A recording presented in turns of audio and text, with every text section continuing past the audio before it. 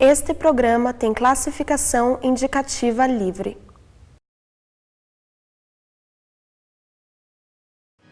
O UFPR divulga resultado da primeira fase do vestibular. E a gente dá algumas dicas para a próxima etapa. Os próximos calouros vão encontrar o prédio histórico da UFPR novinho em folha. E na série 100 anos em construção desta semana, você conhece melhor a reitoria da universidade. 13º, como utilizar esse dinheiro extra no final do ano. O UFPR Notícias começa agora.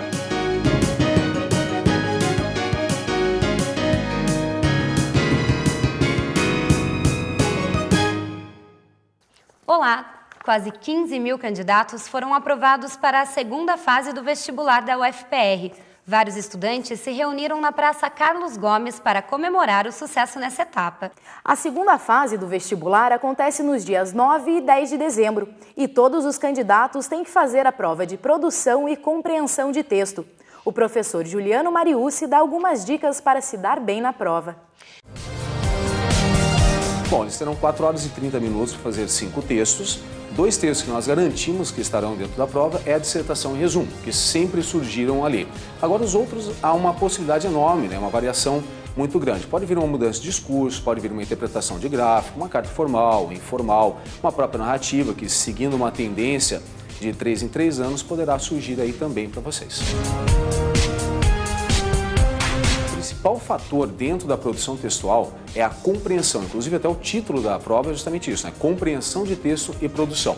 Esse é um dos fatores principais. Então, primeiro, eu tenho que compreender o que o texto vai trazer para mim de informações, se eu tenho ou não que utilizá-las dentro da minha redação e, lógico, a sequência de enunciado. Esse é um dos fatores que eu sempre prego. Se você não ler o enunciado com bastante atenção, você pode dar uma distorção ao texto, fugir até mesmo à estrutura textual. E lembrando, a coesão, a gramática é muito importante, apesar dos alunos pensarem que gramática não faz diferença, mas sim, ela faz com que a tua nota eleve ou diminua dentro do grau de insatisfatório, de bom, de regular e tal. Então é importante sim e, lógico, ter uma argumentação concreta dentro, por exemplo, de uma dissertação. Na realidade, assim, o aluno, ele tem tempo, não vamos colocar de sobra, mas o tempo é suficiente sim para você planejar o teu texto, fazer um rascunho e ter a paciência para passar a limpo. Eu sempre indico ao aluno para evitar ao extremo a questão do borrão, passar o corretivo e tal. Isso não é interessante, tá? Uma redação legível, com uma letra bem organizada, diferenciando maiúsculo de minúscula, tendo uma paragrafação ideal, tá certo? Sem deixar muito espaçamento entre uma palavra e outra, tá? Manter a questão relacionada às margens de forma correta, tá? Então é aquela questão da legibilidade do texto. Esse é o fator principal. Nós tivemos várias questões importantes que transcorreram este ano, como mensalão, corrupção, a própria questão relacionada ao Rio+20.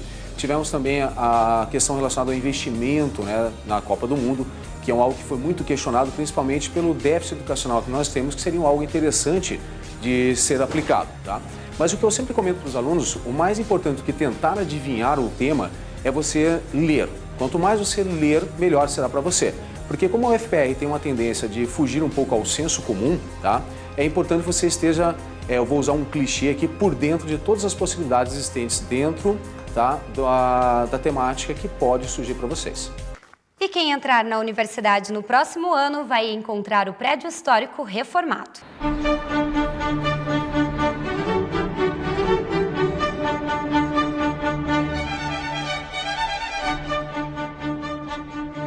Não tem como passar pela Praça Santos Andrade sem notar que o prédio histórico da UFPR está sendo reformado.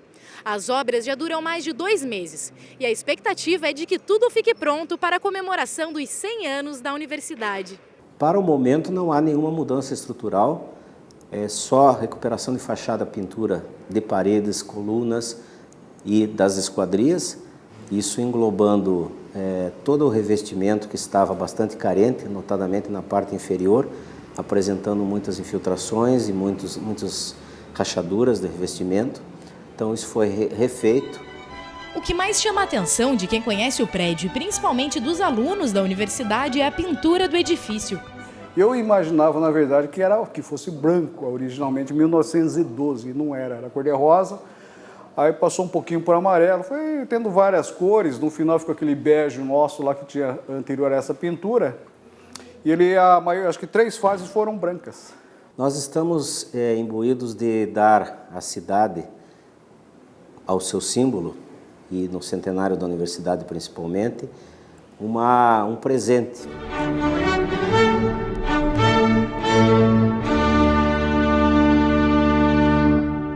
Reitores de universidades de 20 países se reuniram no 4º Seminário Internacional do Grupo Coimbra de Universidades Brasileiras.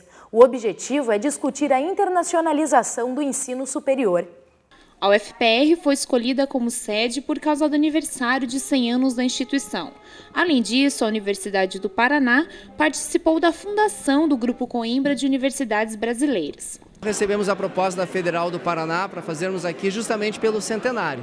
Como a Federal do Paraná é uma excelente universidade que tem uma presença internacional já bastante marcante, a Assembleia aceitou e é com muita satisfação que nós estamos aqui. O Grupo Coimbra é uma rede que promove a integração das universidades.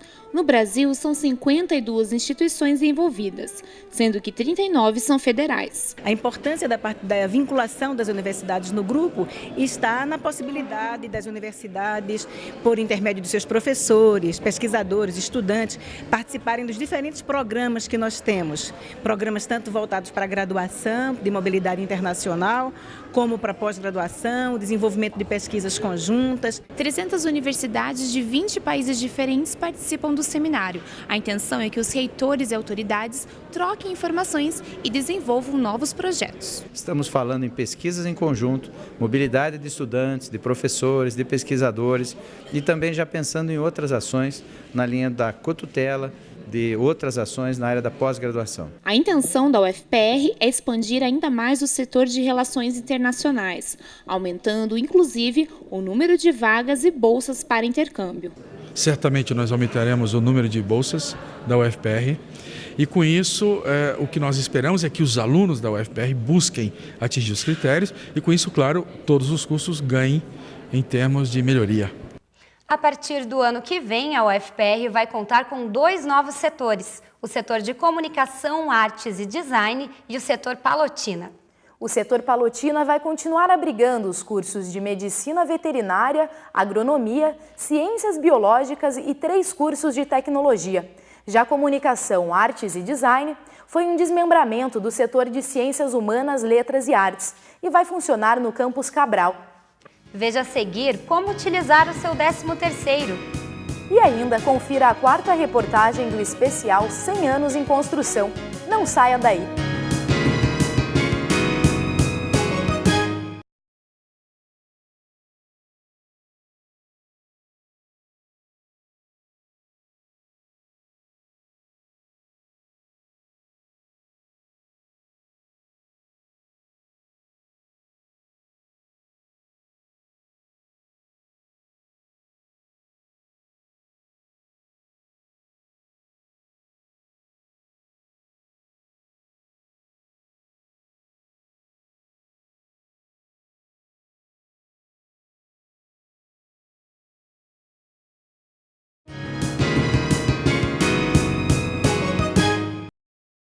O prazo para o pagamento do 13º salário é dia 20 de dezembro. E aí vem a questão, como utilizar esse dinheiro? Quem conversa com a gente sobre o assunto é o consultor de finanças pessoais, Altemir Farinhas. Altemir, quais são os maiores erros que as pessoas cometem na hora de usar o 13º? O maior erro é, durante o ano, a pessoa assumir muitas dívidas. Aí, ter que usar o 13º para quitar dívidas. Esse é o erro mais comum. Por quê? O 13º é um prêmio, é um presente, né? Ele é um dinheiro que deveria ser 100% do trabalhador para ele comprar o que ele quiser, gastar onde bem deseja gastar. Mas, infelizmente, esse dinheiro entra no banco e já sai. Por quê? É o famoso limpar o nome, né? Tirar o nome do Serasa ou do SPC. E essa não é uma boa solução, então, limpar o nome com o 13º? Uma das soluções é, mas o que eu gostaria é que ele limpasse o nome, tirasse o nome das restrições, né, quanto às dívidas, mas no próximo ano ele usasse o 13º para uma viagem, para um presente, alguma coisa. Porque é recorrente ele, durante o ano, fazer dívidas, limpa o nome. Próximo ano, faz dívidas de novo, ele está usando o 13º de forma errada. né? Em vez de ser um prêmio, é alguma coisa que vai lá fazer o efeito de uma borracha, né? Vai lá apagar, né? Limpar o nome. E acaba se tornando até um comportamento cíclico, né? Isso. Ano após o outro, ele repete esse comportamento. É um círculo vicioso, você falou muito bem. Por quê? Porque ele não está sabendo usar esse prêmio. Imagine se você tivesse, digamos assim, um dinheiro que você não estava esperando receber. E de repente você tira o extrato, está lá, um salário a mais. Isso é um prêmio, né? Uma coisa gostosa. Falar, agora a preocupação é outra, né? O que eu faço com esse dinheiro? Eu não esperava esse dinheiro. Então seria bom que eles quebrassem essa cadeia, esse círculo vicioso. E qual que seria uma forma correta de utilizar esse dinheiro? Bem, primeiro, compre algo para você. Esse é o gasto, sabe, aquele gostoso. Você pode gastar esse dinheiro. Você trabalhou o ano, você merece, é um prêmio. Todo, não gaste tudo. Separe uma parte do dinheiro para os 3 primeiros meses do próximo ano, que é o trimestre mais terrível do brasileiro. Por quê? Vêm as contas de início de ano, IPVA, IPTU, mensalidade escolar, material escolar. Então, os primeiros 3 meses do ano, muitos compromissos financeiros serão pesados. Então, não gaste todo o 13º, aplique aí numa caderneta de poupança, aplique ali num tesouro direto e deixe essa reserva para o início do ano. Você comentou sobre aplicar o dinheiro, né? A poupança esse ano diminuiu um pouquinho o rendimento de quem aplica na poupança. Para quem está tranquilo para o 13º, vai poder poupar. Qual que é o melhor investimento? Ainda vale a pena aplicar na poupança? Então, ainda vale a pena porque a poupança é aquele rendimento pequeno, mas para objetivos de curto prazo. Então, digamos que ele guardou parte do 13º e ele vai tirar férias ali em fevereiro ou março. Então, ele vai resgatar logo o 13º para uma viagem. Então, ele não pode fazer um outro investimento de longo prazo porque não se aplica, né, para esse horizonte de prazo. E a poupança, por incrível que pareça, ainda está batendo muitos fundos de investimento. Tá certo, então. Altemir, muito obrigada pela sua participação. Eu que agradeço. Muito obrigada. Você já pensou em unir em um mesmo lugar direito e cultura? Foi isso que aconteceu em um seminário aqui na UFPR e eu fui até lá conferir. O direito é sério e formal, a cultura é espontânea e criativa, mas os 2 temas têm muito em comum. O direito é, digamos, um produto, uma construção de uma cultura, mas o direito tem sua universalidade, naturalmente, no sentido de que culturas diferentes podem ter mesmos sistemas jurídicos, que o direito dá a possibilidade a diferentes culturas de integrar-se, porque o direito põe à disposição dos particulares e das coletividades técnicas para relacionar-se. Conceitualmente, direito é cultura, né? Nós fazemos essa disjuntiva entre direito e cultura para demonstrar que o direito reside neste substrato subjetivo que informa a nossa ação. E esse substrato subjetivo, ele é cultural, de natureza cultural. Nessa semana, a UFPR recebeu um congresso que abordou os temas direito e cultura. Mais de 600 inscritos, na sua maioria estudantes, puderam debater as diversas abordagens que o tema pode ter. Para nós, direito e cultura é uma coisa só. O direito é cultura, né? E nesse sentido, e cultura nas mais diversas manifestações. O nosso esforço é para que todos os nossos estudantes aqui entendam, para além dessa dimensão profissional, prática e aplicada, como o direito é cultura. E aqui nós queremos formar não só advogados, mas também cidadãos e também, por que não dizer, intelectuais. Então, nós estamos tentando estabelecer um diálogo entre produção artística, entre arte e direito. Um diálogo que seja construído por ambas as partes, né? Tanto os juristas quanto os artistas. Por exemplo, do ponto de vista da recepção das informações dos artistas para o mundo do direito, nós aprendemos muito do ponto de vista estético, né? Do ponto de vista do que o direito pode contribuir para a arte, temos como exemplo as leis de política de incentivo. Apresentações artísticas e exposições fizeram parte da programação, com o objetivo de integrar estudantes de direito e a classe artística. Um artista tende a procurar a liberdade máxima com a sua arte, mas para isso, dentro de uma sociedade como a nossa, é preciso que nós conheçamos os nossos direitos, os nossos deveres. Hoje um artista ele é um pouco seu administrador também, não é? E essas leis provam isso ou exigem, inclusive, isso. São mecanismos que têm um desejo de democratizar a arte, né? No Brasil, o exercício da arte, o acesso a ela. E só que as regras são, são assim, muitas, e você tem que dominar isso minimamente para poder se movimentar nesse território. Já sabe o que fazer no final de semana? O Festival Internacional de Documentário Estudantil e o Coro da Camerata Antíqua são algumas opções. Confira os destaques culturais da semana.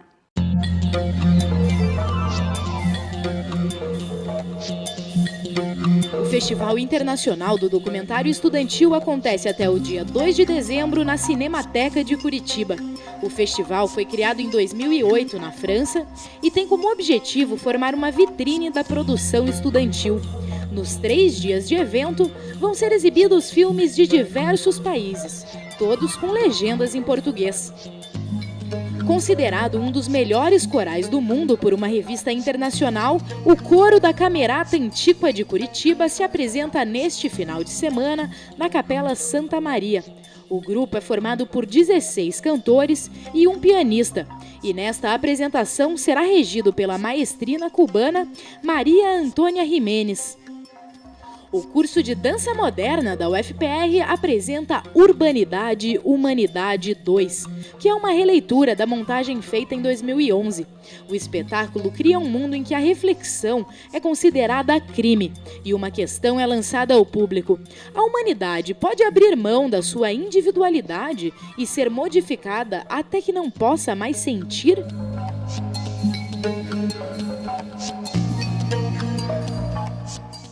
Muita gente acredita que o prédio da reitoria não foi projetado para uma cidade fria como Curitiba, já que as salas costumam ser bem geladas. Pois é, mas essa história não passa de uma lenda. Conheça melhor a reitoria na 4ª reportagem da série 100 anos em construção. Acompanhe.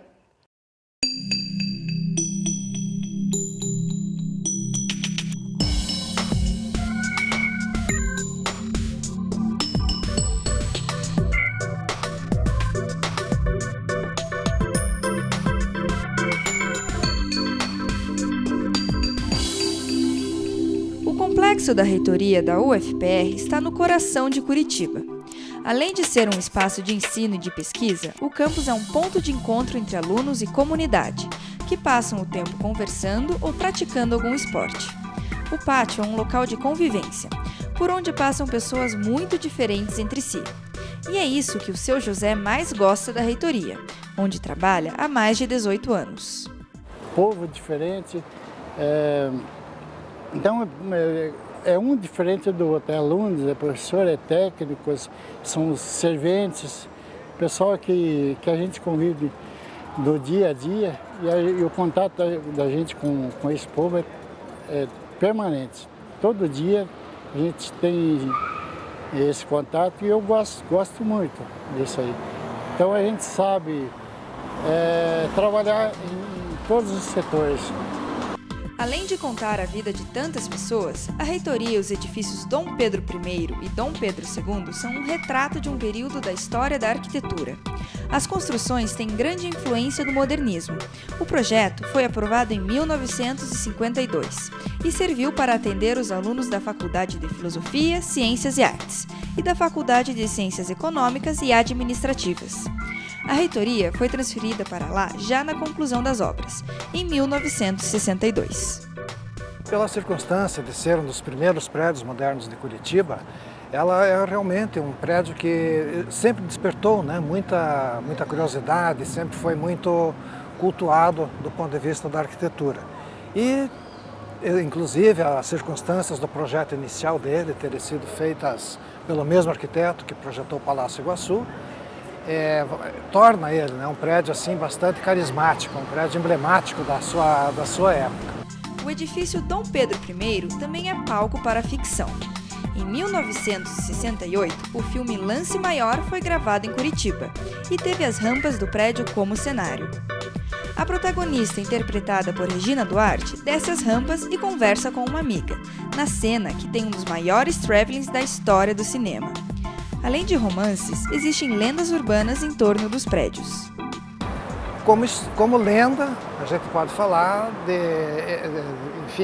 ideia de que ele teria sido projetado para ser um edifício, ou no Nordeste do Brasil, ou no Rio de Janeiro. Mas não é verdade, né? Ele foi projetado para ser o que ele é, existem documentos que comprovam isso. E outro fato foi durante as agitações de 68, quando os estudantes derrubaram o busto do reitor Suplicy de Lacerda, encheram a cabeça, né, quebraram a cabeça do busto, encheram de feno e carregaram pela Rua 15. Né? Então, vamos dizer, a própria vida que esse prédio tem como sede da universidade, como reitoria, dá ensejo ao surgimento de lendas e de histórias reais também. Atualmente, na reitoria, existem 8 departamentos do setor de Ciências Humanas, Letras e Artes. Além de salas de aula, a biblioteca, a capela e o teatro fazem parte do complexo. Os mais de 30 mil alunos da UFPR já passaram ao menos uma vez por lá, onde sentem o orgulho de estudar em uma universidade centenária. Seu José sente o mesmo. Desde os meus 20 anos eu queria sempre estar dentro dessa entidade. Razão pela qual em 75 tentei uma entrada, não foi bem sucedido, mas nem por isso desisti. Persisti que até em 1993 foi um dos últimos concursos que teve na Federal. Eu participei e consegui adentrar e estou felicíssimo, estou contente.